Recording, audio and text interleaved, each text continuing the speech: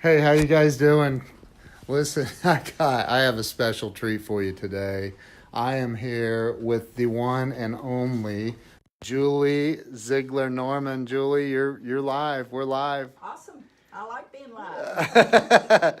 So you're this is the what you're getting ready to show us here is I'm going to turn it around. Okay. So what you're getting ready to show us is what do you call this? This is my dad, Zig Ziglar's Wall of Gratitude. And every person up here is someone that he gives credit to for helping him become the success he became.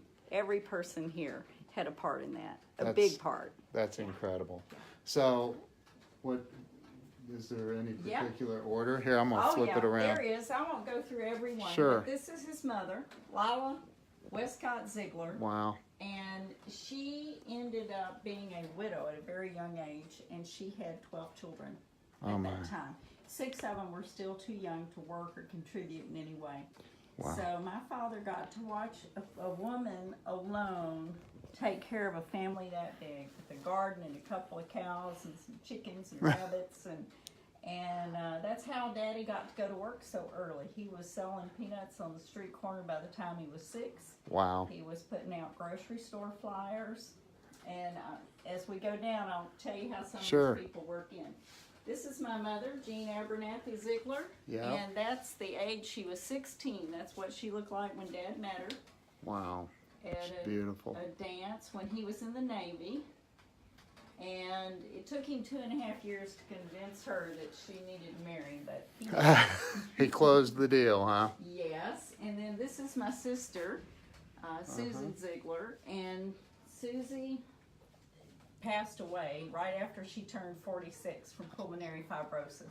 Oh, And Daddy said she taught him how to die because she knew that her disease was ultimately going to come to that end. She was waiting on a lung transplant and wasn't able to get it.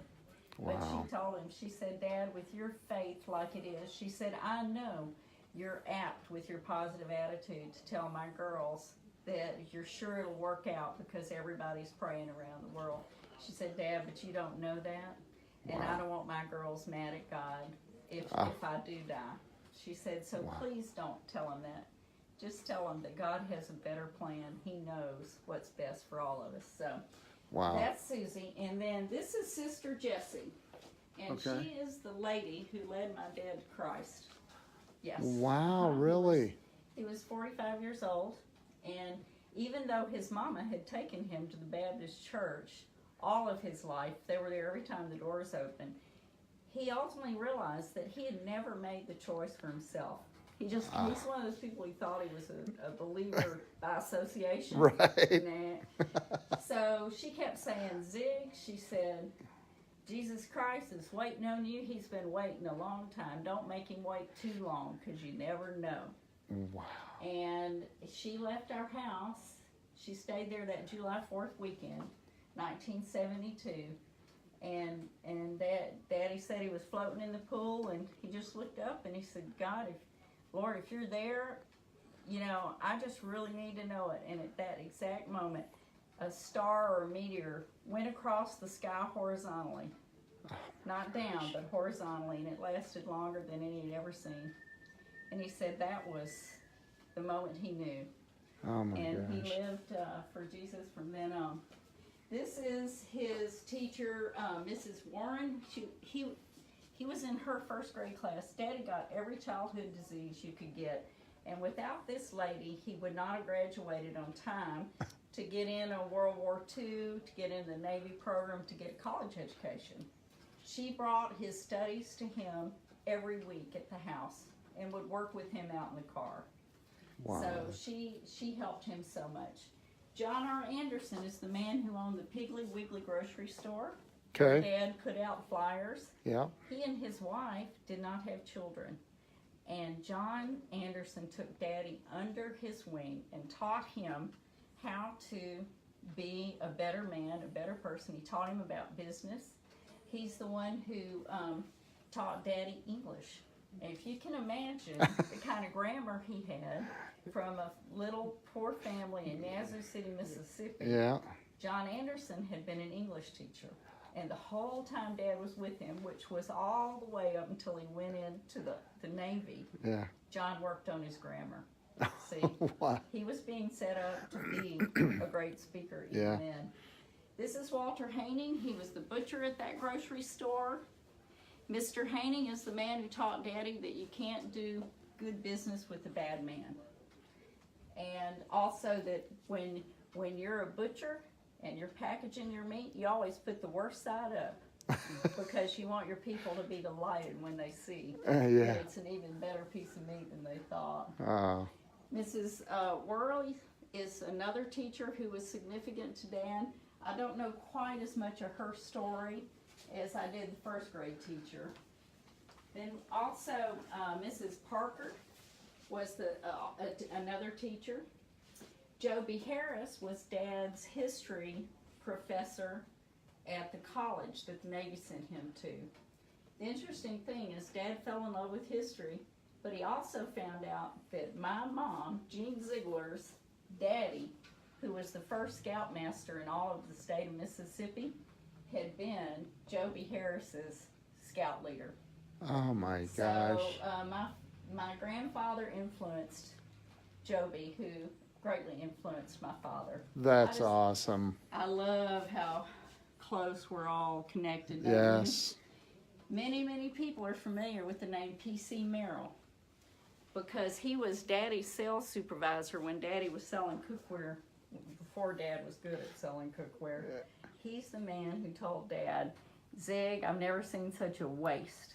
Dad said, "What do you mean?" And he said, "You could be a great one if you would just learn to believe in yourself and you would get up and go to work at the same time every day, be knocking on a door even if you don't have an appointment." Wow. Dad went from never being recognized anywhere to number 2 in an organization of 3,000 salespeople in that year. Oh my goodness. Not one time was he ever a winner of any week of sales, but because he was consistent, and he went out and he started buying Dr. Norman Vincent Peale's books.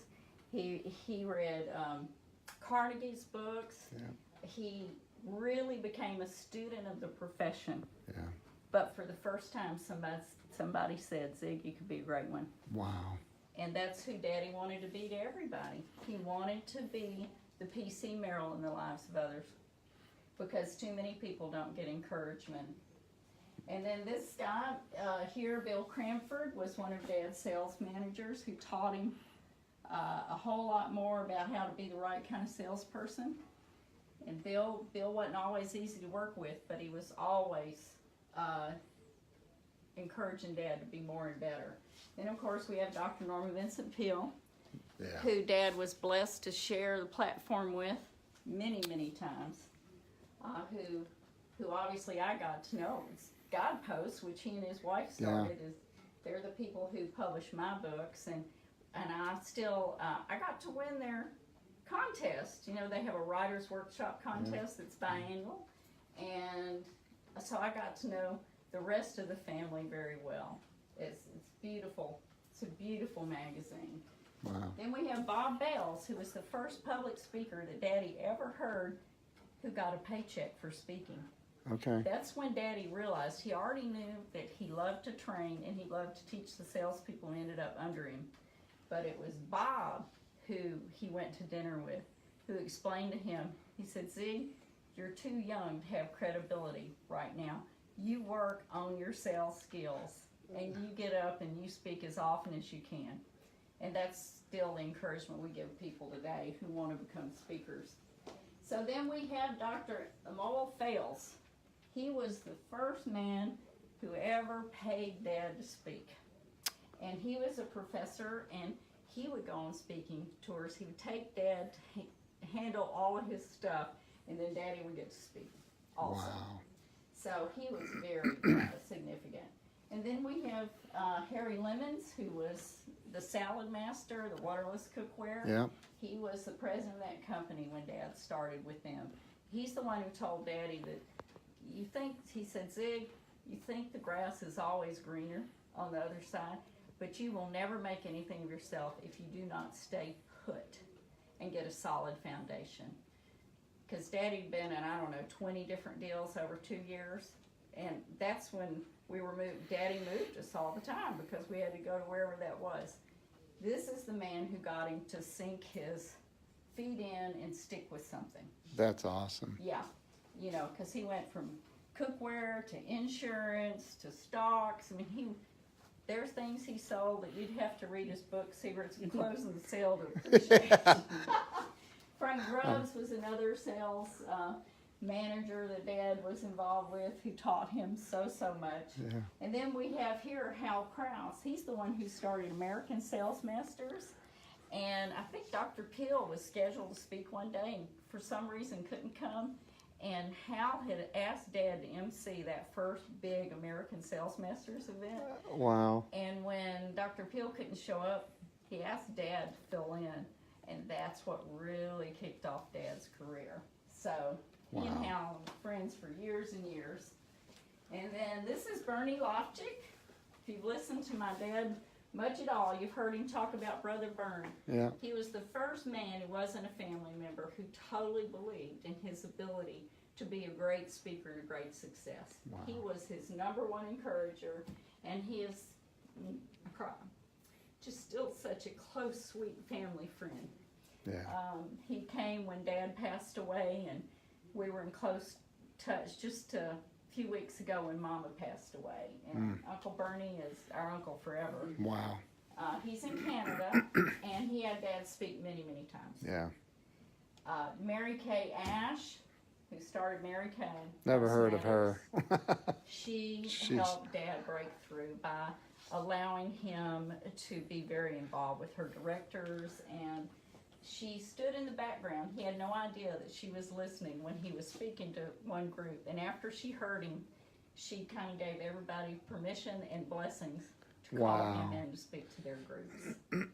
Wow. And that was the first place he got to see his book, got to sell his book, See You at the Top, only then it was called Biscuits, Fleas, and Pump Handles. Oh, really? And then Mary Crowley, who started Home Interiors. Yeah. Most people don't know these two ladies were actually sister-in-laws. Oh, really? Yes, they sure were. Wow. They sure were. And Mary remained a great friend. Both of them did until their deaths. Wow. They both went home before Daddy did. But Mary supported him the same way that Mary Kay did. And then we have Cabot Robert, who is the speaker, who is the reason there is a Cabot Award for the National Speakers Association. Cabot did more than probably any one person to get public speaking recognized as a legitimate career. And that's why we have the Cabot. Daddy won the Cabot. Years after they established it, they made him work for it. And he did. But that was such an honor, and anybody who's ever gotten the Cabot is very honored. And then, of course, Dr. and Mrs. W.A. Criswell. Yeah. He was the pastor of First Baptist Church downtown where Daddy went after he became a Christian. Dr. Criswell would not let him do a Sunday school class until he had been to Mrs. Criswell's class for years, because because you're saved doesn't mean you know what to tell other people. He wanted him to really know and understand the word before they let him be his teacher. And Dad became the sanctuary Sunday school class teacher. He had hundreds of people who come to that Sunday school class. Wow. And Dr. Criswell was Dad's true mentor. And he married and counseled my husband and I and my brother Tom and his wife. And we both had the exact same response when we walked into his office the first time. You may not be a Christian, but the Holy Spirit was so thick, we all just started crying. Wow. Just so palpable in there. Wow. But what an awesome couple they were. And then Dr. Kenneth Cooper, you know, he is the founder of aerobics, the guy who started the running craze back when. And jeez. I think over in the UK they even call it coopering. They don't go jogging, they go coopering over there. Dr. Cooper is still a close friend of the family. Wow. He was just at Mom's funeral. He and his wife Millie, precious people. He's the one who helped Dad get healthy. Dad went to Cooper Clinic for full checkup every year. Wow. We had Dad as long as we did because of what Dr. Cooper did for him. And then this is Daddy's special mentor, Fred Smith. Fred was the man who Dad talked to for business wisdom, common sense, life things. If he had problems with the family, he'd go to Fred. Wow. So if anybody wants to be mentored by Dad's mentor, Fred's material is under breakfastwithfred.com, Oh, okay. and you can go there Yeah. and get mentored by him. And then this lady, we're all just majorly indebted to, Miss Lori Majors. Lori has been with our company over 40 years. She was Dad's executive assistant. She's the gatekeeper. She is the one who makes sure that everything we do is with the integrity that Dad laid out for us. Yeah. She doesn't quite believe in everything that's in technology yet, so we have file drawers. And if we ever lose anything on the computer, we'll have a record right there, and she knows where to find it.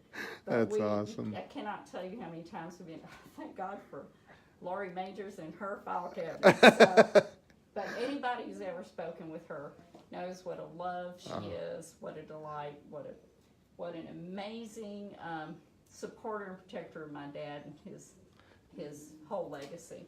She's amazing. I got to meet her. So, like I said, we're not going to do every one of them, but it's so hard not to I tell know. the story. Well, so what? So how did this wall come about? Like, Daddy just said, he said, I want to honor the people who have encouraged me. right. And it started with just a couple of pictures. It's a wall of gratitude. Yes, a wall of gratitude. Love that. Yeah. And then you look over to the right, and you have one of his most famous quotes right there. Yeah, you can have everything in life you want if you will just help enough other people get what they want. And that's what I've lived my life by. Yeah. Sounds like you do too. Oh, absolutely. I love it. Yeah. Well, Put thank you others for the first. tour. Thank you You're for the welcome. tour. And this is amazing. This is like a dream come true for me. Yeah. So Oh, thank and let you. me just point out before you go, Yeah. right in the center at the very top is Yeah. the cross. And that's because Dad's primary message is love it. that there is complete and total healing and restoration through Christ. Love that. Thank you so much, Thank Julie. you. You're amazing. Thank you. Thank you.